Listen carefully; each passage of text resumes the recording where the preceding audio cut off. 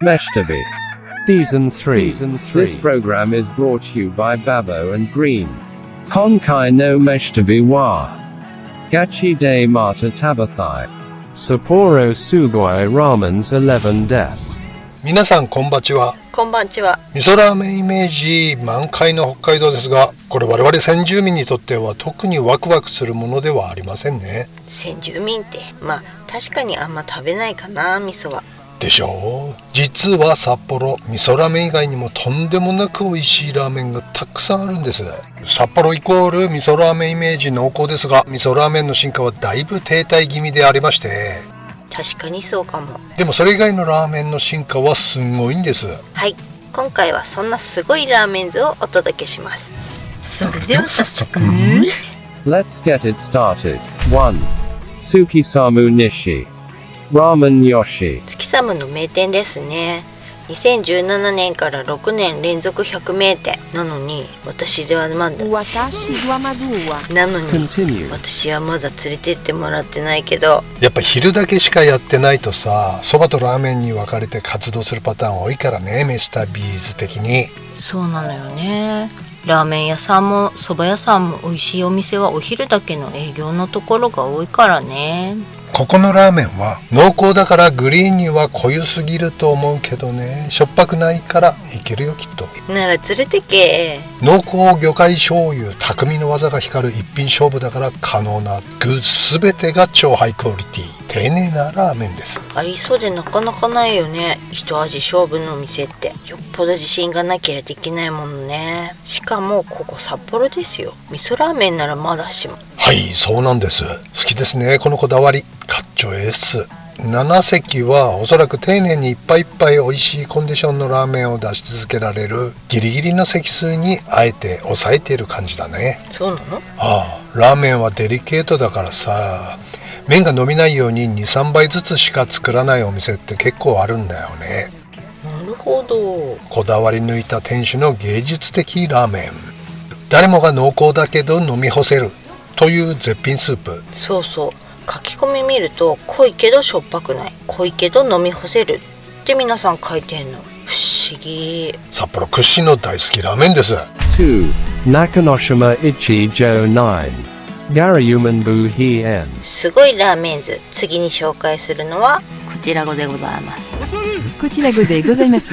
なんか多かった気がするなこちらはミシュランガイド掲載の鶏白湯、塩が人気なんです。はい、なんと言っても2種類の塩鶏白湯が素晴らしいですね。一つ目の魚介鶏白湯は魚介が前面に出て鶏白湯がコクを加えている感じ。主張しすぎない魚介の風味がいいわね。もう一つミシュラン掲載の我流札幌ラーメン飛燕は焦がしラードとガーリックが香ばしい独特のコクが癖になるテイスト。一見パンチ効いてそうな風に見えるけど優しいの。スープ飲み干しちゃいけっていうか、私のラーメンのスープ隣のおじさんほとんど飲んじゃってんですけど。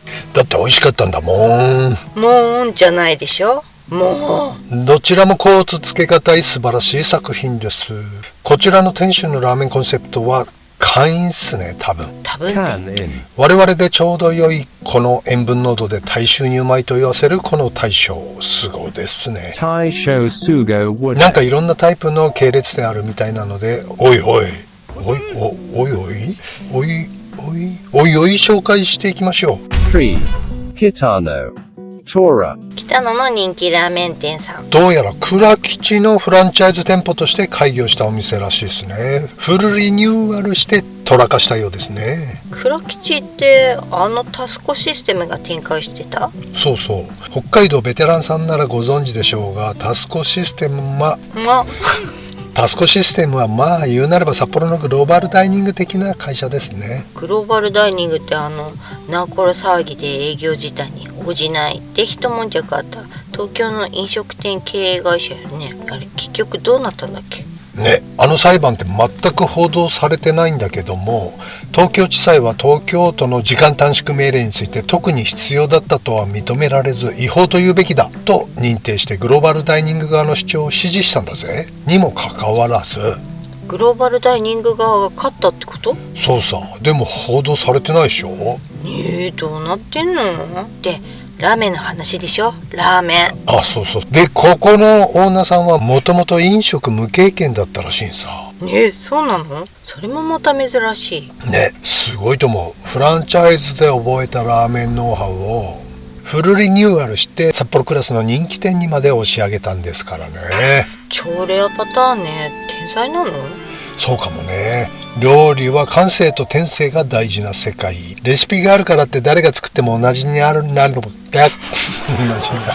じ味になるわけじゃない。まあ確かにそうね。音楽と似たところがあるよね。音楽？津波はサザンオールスターズの名曲だけど、これ圭介桑田が歌うからすっげえいいじゃん。これおじさんが歌ったらとんでもないぜ。そりゃそうでしょ。だろう。料理も同じってことさ。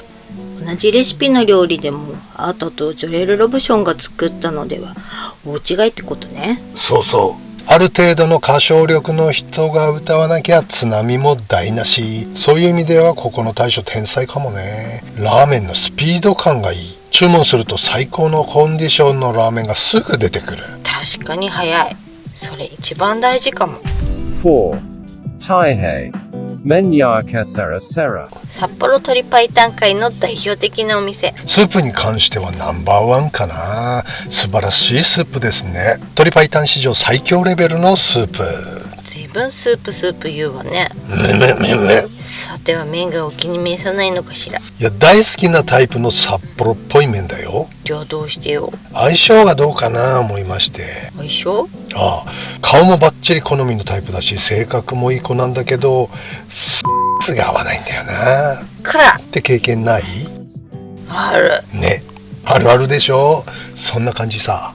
なんかわかんないけど、ほんと美味しいスープね。マジポタージュ感半端ない。やっぱ鶏白湯うまいよね。おじさんはチンタンよりもパイタンが全体的に好きなんだな。パイタン。私はチンタンかな。チンタン。チンタンとは沸騰させないで柄の出汁を取り透明なスープを作り出す。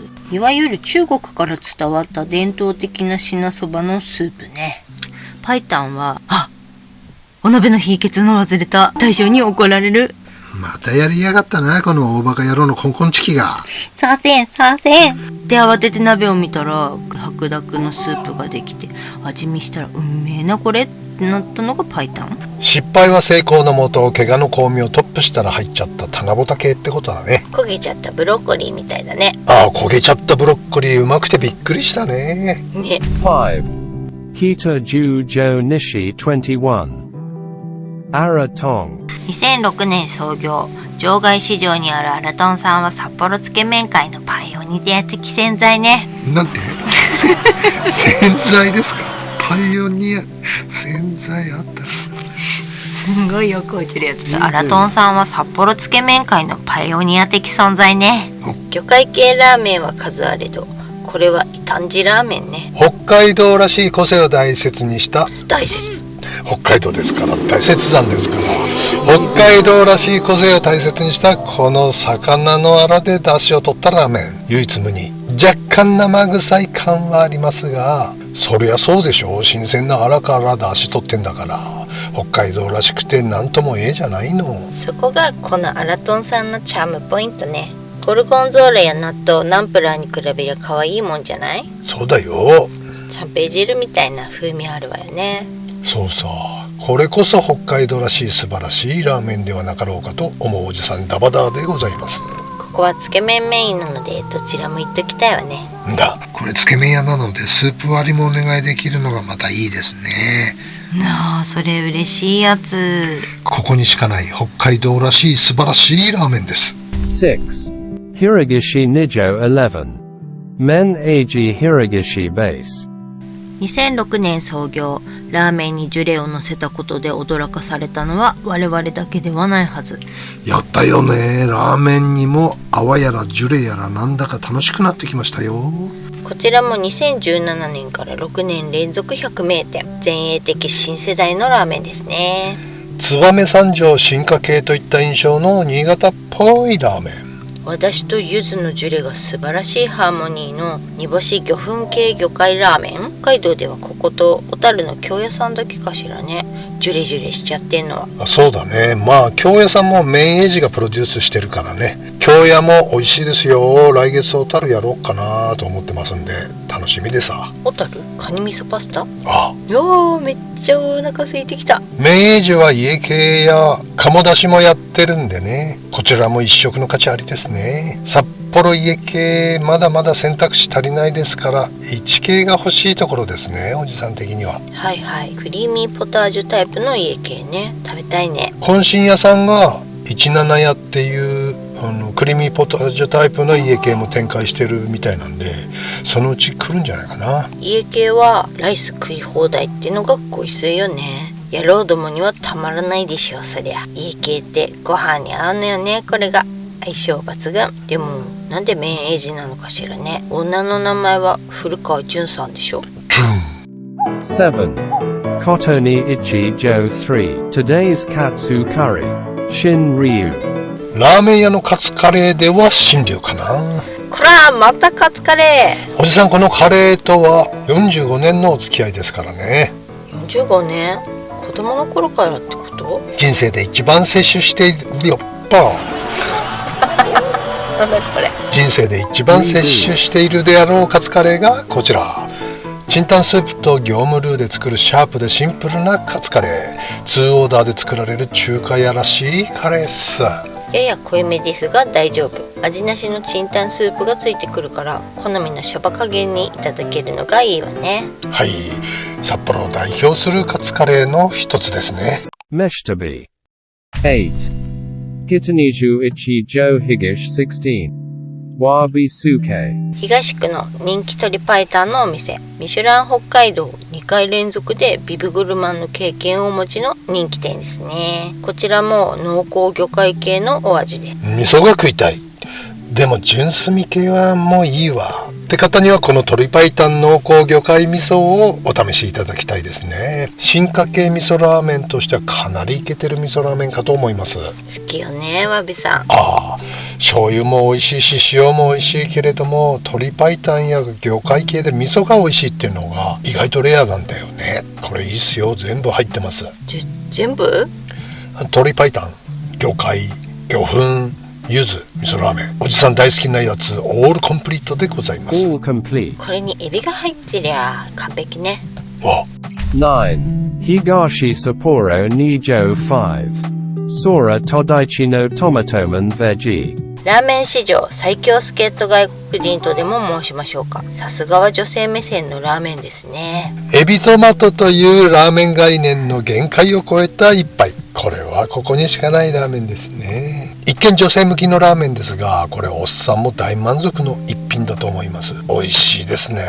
これリゾットおむすびってインするライスがセットのレディースセットってのがあるんですけど、小声でおっさんが食べてもええんすかって聞けばおっさん OK ですので安心してください。サイドメニューも気になるものだらけなんだけどね。はい、新ネタ探しが忙しくてなかなかおかわりに行けない飯旅ーズ。最近食べたいもの食べれてないよね。だのさ、でも知らない美味しいものいっぱい見つけれるからいいじゃないか。逆にそうだけど食べたいもの山積み。ああ、どんどん好物増えるし、たまる。大変だぜ。でも来月からおかわりツアーだから楽しみだ。 10.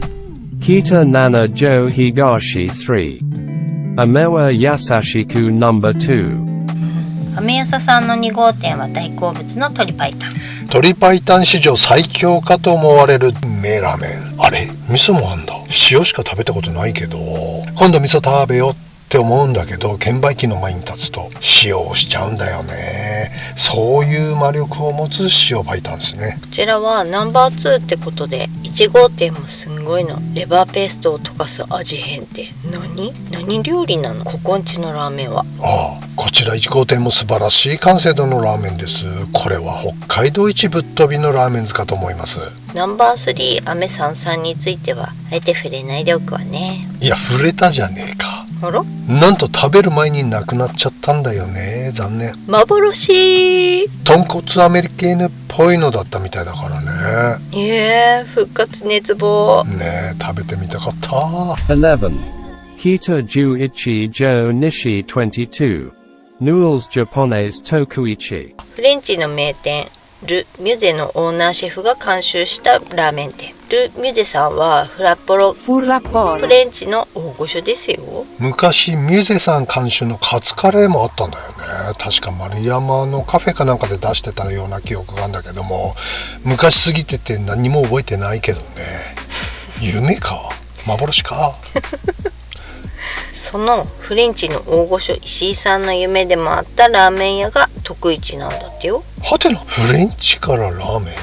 石井さんが子供の頃、近所でおじさんが徳一食堂というお店をされてて、そこで両親の帰りを待ちながらお手伝いなんかをしていた石井シェフの少年時代。その時、将来料理人になるって密かに誓ったんだそうなの。そしてシェフとなり夢を叶えた今、お世話になったおじさんたちへの感謝の気持ちから、いつか徳一食堂を復活させるというもう一つの夢があったそうで、巡り巡って今のオーナーと出会い、プロデュースという形で石井さんの夢が叶ったっていうストーリーなのね。なんだかいい話だなんや。これは今までに体験したことのない新領域でしたね。スープは優しいんだけども、決して物足りなくはない深い味わい。なんといっても麺が美味しいね。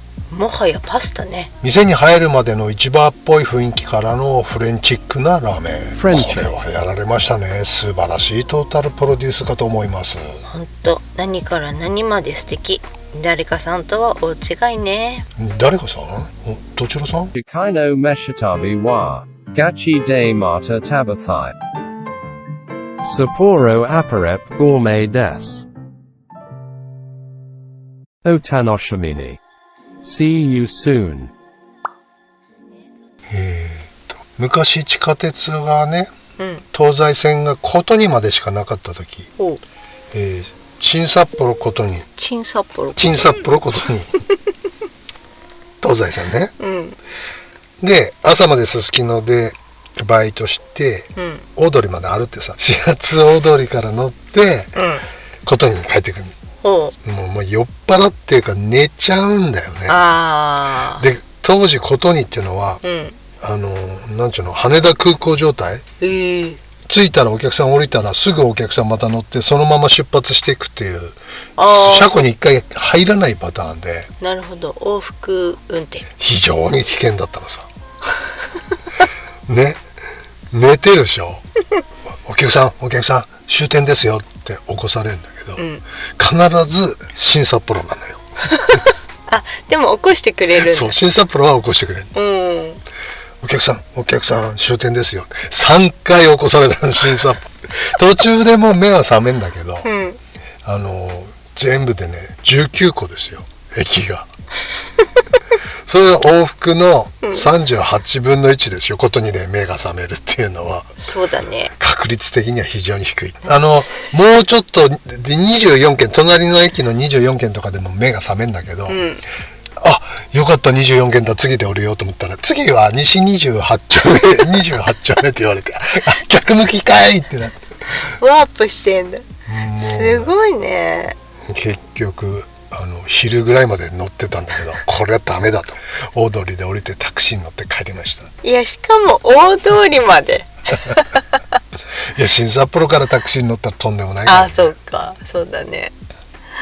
そういう通勤ラッシュの人たち、酒臭くて迷惑だったと思うよね。いや、そうね。酔っ払ってるやつが寝てるわけだからさ、カーッつって酒臭い匂いして、どうもその時の乗り合わせた車両の皆さん、申し訳ございませんでした。その時の私です。